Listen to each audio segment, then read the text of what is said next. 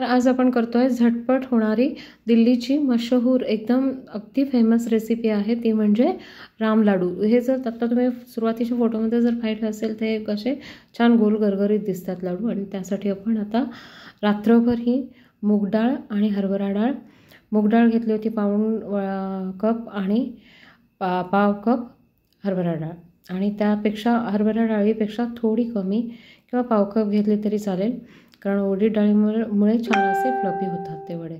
आता हे जे आपण आहे ते सगळं मिक्सिंग एक रात्रभर भिजवून घेतलं आणि आता छान गाळून ते मिक्सरमध्ये वाटून घेणार आहोत। कमी पाणी ठेवायचं म्हणजे मग आपल्याला छान असे गोल लाडूसारखे वडे सोडता येतात। याला राम लाडू म्हटलं जातं कारण त्या वड्यांचा आकार गोल असा लाडूसारखा असतो।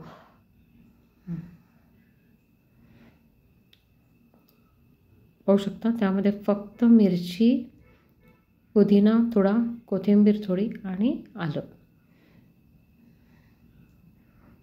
वाटून घेतलं आपण। आता छान फेटून घ्यायचं खाली घेऊन, इतकं एक 7 ते 8 मिनटं फेटायचं। पाहू शकता अगदी त्याचं टेक्स्चर बदलतं लगेचच। तुम्ही एक 7 ते 8 मिनटं कंटिन्युअस फेटल्यानंतर पाहू शकता असं झालेलं आहे ते। त्यात आता थोडा चिमूटभर सोडा आणि मीठ टाकलं आपण चवीपुरतं। मुळ्याची पानं घेतली आहेत आणि कोथिंबीर आणि पुदिना।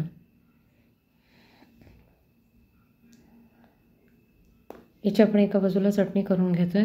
पीठ आपलं तयार आहे वड्यांसाठीचं।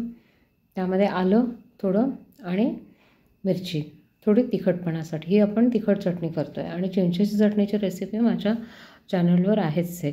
हिरवी चटणी आणि फक्त चिंचेची चटणी एवढंच वापरणार आहोत आपण।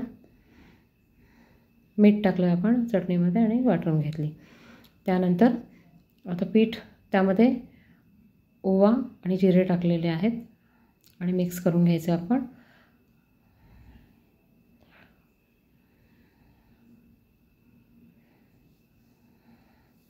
छान वडे असे गोल आकारावर आपल्याला नंतर हे सोडून घ्यायचे आहेत। चटणी देखील थोडीशी चवीला टाकली आहे मी।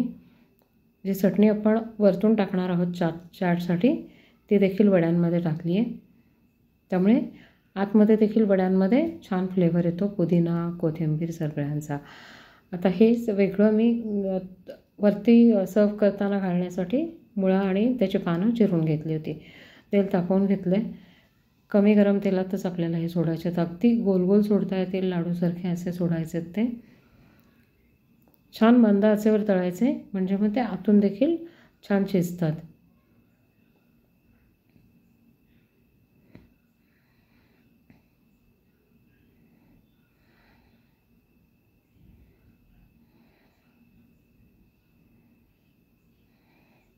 एक 5-6 असे करून आपण 2-3 बॅचेस काढून घ्यायच्यात।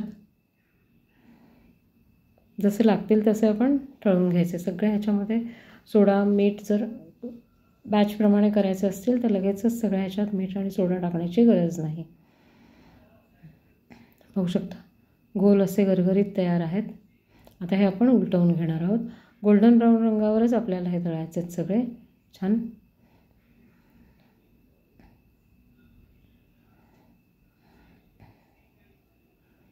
छान मंद आचेवर दुसरी बाजू देखील शिजून छान अशी तळून घ्यायची। आणि आता आपण ते काढून घेतलेले आहेत। आता सर्व करताना प्लेटमध्ये घेतलेत मी। एकावेळी 5-5, 6 वडे जरी घेतले तरी पुष्कळ होतात। त्यावर पहिल्यांदा मुळा आणि ती पानं जी आहेत, किसलेला मुळा आणि पानं चिरून घेतली होती आपण पानं ती। त्यानंतर किंवा मग आपण डायरेक्ट वड्यांवर जरी चटण्या टाकल्या तरी चालू शकतं। तुमच्या चॉईसप्रमाणे तुम्ही जसं हवं तसं सर्व करू शकता।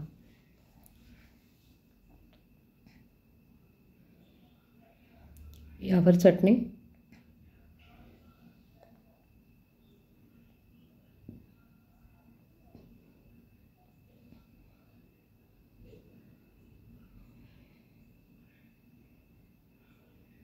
हिरवी चटणी जशी हवी तशी, म्हणजे मुलांना द्यायची असेल तर थोडी कमी, आपल्या मोठ्यांना आपण सिंगल बाईट केलेला आहे वडा, थोडा छोटाच केलेला आहे, नाहीतर मोठे लाडू जरी केले तरी चालू शकतात. मग आपल्याला चटणी अशी छान पसरवून टाकावी लागते की जेणेकरून प्रत्येक बाईटला आपल्याला चटणी, दोन्ही चटण्या छान टेस्ट करता येतील.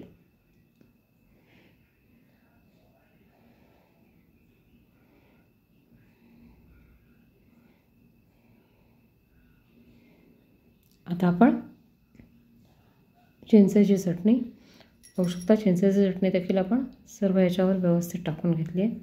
आणि आता वरतून उरलेला सगळा मुळा आणि पानं एकत्र करायची आणि पूर्ण प्लेटपर्यंत असं भरून असं व्यवस्थित छान टाकून घ्यायचं. आता हे सगळं ॲड केल्यानंतर आपण सर्व करणार आहोत.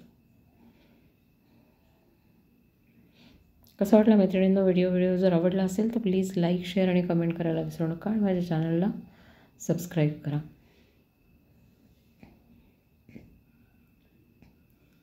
पाहू शकता थोडं साईडने जर दाखवते मी, अगदी गोल असे गरगरीत छान लाडूसारखे ते वडे होतात.